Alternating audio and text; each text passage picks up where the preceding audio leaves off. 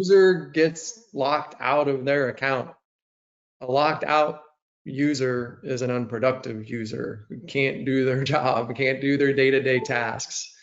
So in this case, being able to communicate with that user via Slack, they have access to their phone, and so they were going to make a request that says, "Hey, I need to get my device or my account unlocked again."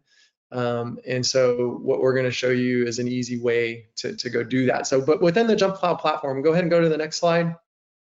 Via the console, and Anair alluded to this in the previous one where he was suspending the user based upon the decision that was made. In this case, we would go into the user and we could very easily switch them from suspended to activated via the console. And this could also be done by API.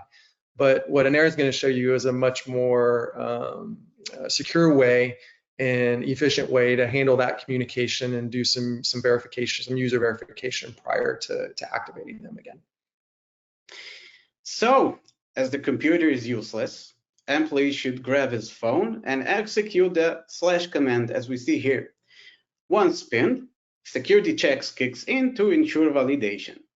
Then we invoke the search for specific user JumpCloud step to extract details of the user, such as the all good alternate email address.